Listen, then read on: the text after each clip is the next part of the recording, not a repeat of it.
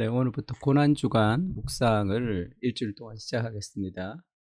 고난주간에는 우리가 그리스도의 십자가라는 존 스토트의 책이 있습니다. 존 스토트 목사님이라는 지금은 돌아가셨죠. 2011년에 돌아가셨는데 거의 현대 기독교 지성이라고 할 수 있는 복음주의의 아주 중요한 목사님이신데, 이분이 쓰신 책 중에 그리스도 십자가라는 아주 고전이 있습니다. 이 그리스도 십자가를 우리가 일주일 동안 다 살펴보지는 못하지만 우리가 한 편 한 편, 한 장 한 장 좀 내용을 좀 살펴보면서 좀 기도하는 시간을 좀 가지려고 합니다.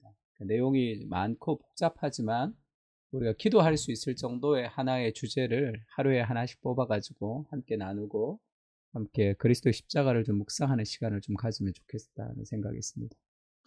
오늘은 그 첫 번째로 십자가 중심성이라는 내용을 좀 한번 살펴보려고 합니다. 그 기독교에서는 십자가가 굉장히 중요한 사건이죠. 근데 이 고대 사회에서 십자가를 어떻게 생각했냐면, 고린도전서에는 십자가의 도가 멸망하는 자들에게는 미련한 것이고 구원을 받는 우리에게는 하나님의 능력이다. 우리가 십자가에 못 박힌 그리스도를 전하니 유대인에게는 꺼리는 것이요 이방인에게는 미련한 것이로되 하면서, 유대인과 이방인 모두에게 십자가는 뭔가 이렇게 그들이 쉽게 받아들일 수 있는 그런 사항이 아니었던 것이죠. 근데 왜 그리스도가 이 십자가가 기독교의 중심이 되었냐 하면, 로마 사람들은 이 십자가형을 아주 저주받은 그런 사형의 형태죠. 십자가 안에서 사람을 죽이는 것은 너무나 끔찍했기 때문에 로마 사람들은 어떤 극악무도한 죄를 저질러도 로마 시민권이 있는 사람은 십자가형을 면함을 받을 수 있었습니다. 십자가형으로 사람을 죽여서는 안 된다는 거죠. 로마 시민권이 있으면. 그래서 바울은 로마 시민권이 있어서 십자가에서 못 박혀 죽지 않고 나중에 순교할 때도 길로틴, 단두대에서 죽었죠. 베드로는 로마 시민권이 없던 유대인이었기 때문에 베드로는 십자가에 거꾸로 못 박혀서 그렇게 순교했다는 전설이 전해집니다. 그만큼 로마 사람들이 십자가를 꺼려했다는 거죠. 유대인들도 마찬가지죠. 유대인들은 신명기 21장 23절에 그 시체를 나무 위에 밤새 두지 말라. 왜냐하면 나무에 달린 자는 하나님께 저주를 받았음이라 라는 이런 구절을 통해서 십자가가 하나님의 저주를 받은 어떤 그런 형태이기 때문에 유대인들도 이 십자가형에 대해서는 굉장히 달가워하지 않았던 그런 배경을 가지고 있습니다. 근데 메시아로 오신 분이 십자가에서 죽었다는 것은 뭐라 그럴까요? 기독교의 반대자들은 하나님의 기름 부음 받은 자요 인간의 구세주가 십자가 위에서 삶을 마쳤다는 주장은 이 냉소거리죠. 그 미친 생각이었다.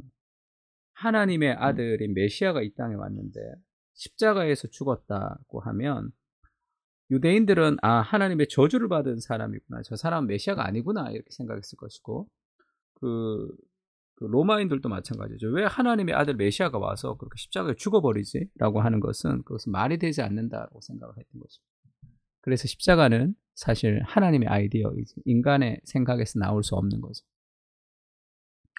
근데 예수님은 늘 처음부터 자신이 십자가에서 죽어야 된다는 것을 강조하셨어요. 그것을 처음부터 예수님의 마음속에는 그리스도의 십자가가 있었습니다. 그래서 예수님의 삶을 보면, 예수님의 세례 그리고 시험을 받는 것을 보면 예수님은 사탄의 길이 아니라 하나님의 길을, 인기와 환호의 길이 아니라 고난과 죽음의 길을 가기로 공약한 사례들이 아주 많습니다. 복음서 기자들이 그거를 막 암시를 하고 있는 거죠. 예수님은 태어나면서부터 죽을 때까지 그 십자가로 향하고 있다는 그런 예수님의 사명의 포커스가 그리스도 십자가라는 것을 보여주고 있습니다.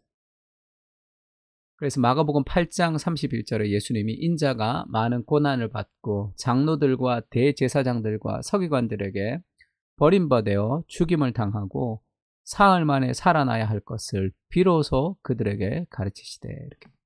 그러니까 이때까지는 좀 숨겼다가 베드로의 신앙 고백 이후에도 예수님이 그 십자가에서 죽고 사흘 만에 살아날 것을, 이 하나님 나라의 메시아적 비밀을, 그것을 예수님의 제자들에게 알리시는 장면이 있습니다. 비로소 그들에게 가르치셨다라고 얘기하니까 예수님의 마음 깊은 곳에는 늘 그리스도의 십자가의 죽음, 하나님의 나라의 비밀이 그 안에 있었다는 거죠.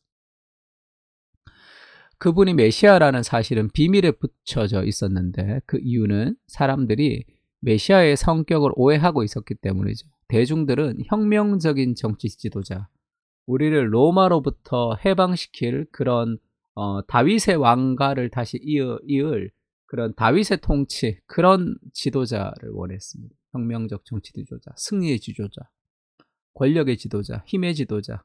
근데 예수님이 메시아로 오셨는데 죽음으로 오셨다는 거죠. 그래서 사람들은 메시아를 알아보지 못했습니다.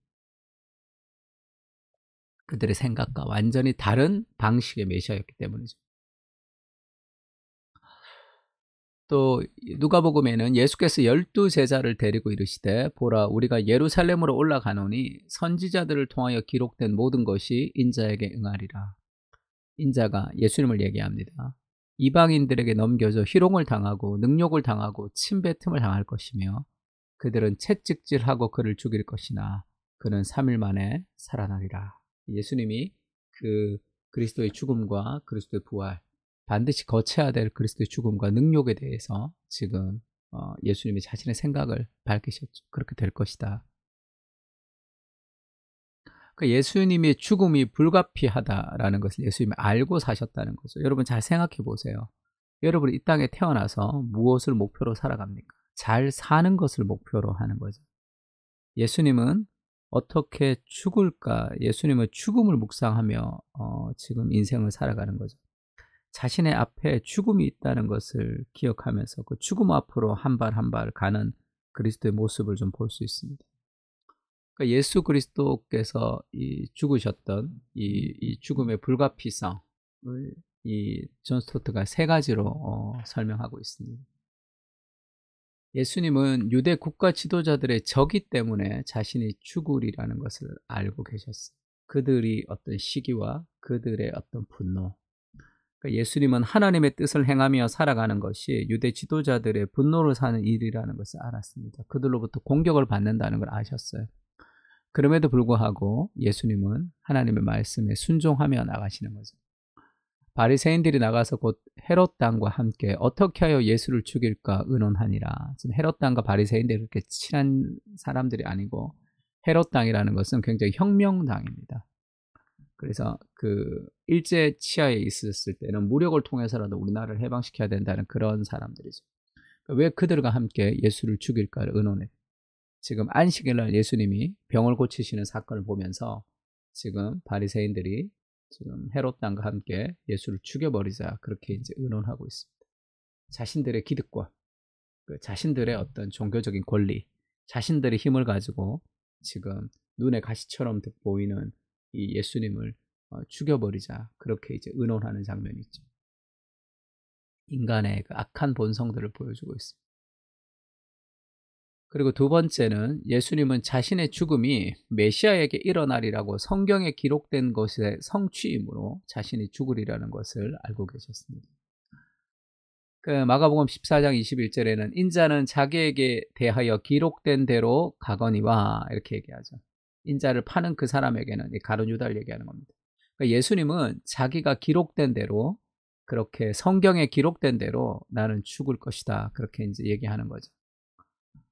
그리고 누가복음에는 그렇게 얘기합니다. 엠마오 마을로 가는 제자들을 만나서 그 말씀을 풀어주시면서 이르시되 미련하고 선지자들이 말한 모든 것을 마음에 더디 믿는 자들이여 구약 성경을 다 읽어봐라. 그러면 그리스도가 이런 고난을 받고 자기의 영광에 들어가야 할 것이 아니냐.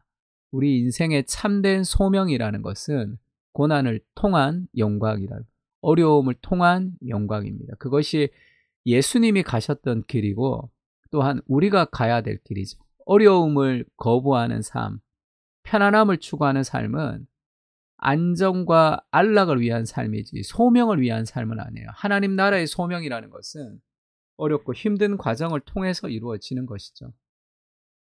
그게 그리스도가 고난을 받고 영광에 들어가는 것, 그것이 그리스도의 길이다 이렇게 얘기합니다. 모세와 모든 선지자의 글로 시작하여 모든 성경에 쓴 바 자기에 관한 것을 자세히 설명하시니라. 그러니까 전 구약 성경은 그리스도의 고난과 영광이라는 그리스도 중심적으로 성경이 쓰여져 있다 얘기했습니다.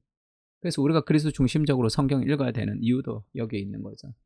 어쨌든 그리스도는 자신이 고난을 받고 영광에 들어가야 될 것을 아셨습니다. 그리고 또 이런 말씀도 있죠. 이사야서 53장에 보면 이 그리스도가 왜 그렇게 고난을 받아야만 되는가 하면 그것은 고난을 받기 위해서 운명 지어졌다는 그 운명을 받아들인다는 개념이 아니라 우리를 향한 사랑인 거죠. 우리를 살리기 위해서 희생하는 거죠. 그는 멸시를 받아서 사람들에게 버림을 받았으며 간고를 많이 겪었으며 질고를 아는 자라. 아픔과 고통을 아는 자라는 거죠. 마치 사람들이 그에게 얼굴을 가리는 것 같이 멸시를 당하였고 우리도 그를 귀히 여기지 아니하였도다. 그는 실로 우리의 질고를 지고 우리의 슬픔을 당하였거늘 우리의 질고 우리가 져야 될 짐을 지고 우리가 당해야 될 슬픔을 예수님이 대신 당하는 거죠. 그러나 우리는 생각하기를 그는 징벌을 받아 하나님께 맞으며 고난을 당한다 하였노라. 이렇게 이 그리스도 우리를 대신해서 죽는 그리스도를 놀리고 비난하고 정죄했던 그것이 우리죠. 그가 찔림은 우리의 허물 때문이요 그가 상함은 우리의 죄악 때문이라. 그가 징계를 받음으로 우리가 평화를 누리고 그가 채찍에 맞음으로 우리는 나음을 받았도다. 예수님의 채찍을 맞는 그 채찍 하나하나에 우리가 받아야 될 그 고통이 우리가 받지 않는 거죠. 우리의 평화는 그리스도의 채찍을 통해서, 우리의 나음은 우리의 그리스도의 징계를 통해서 우리에게 이루어진 것임을 알아야 됩니다. 그래서 우리를 살리기 위해서 지금 예수 그리스도께서 그 십자가의 죽음의 불가피성을 받아들이신 거죠. 그리고 마지막으로 세 번째 예수 그리스도가 죽으셔야 됐던 가장 중요한 이유는 바로 자신의 의도적인 선택 때문이었습니다. 어떤 운명이 지어진 굴레에서 벗어날 수 없었기 때문이 아니라 스스로 의도적으로 선택하신 거죠. 그렇지 않았으면 하나님이 하늘의 보좌에서 내려오지 않으셔도 됐겠죠.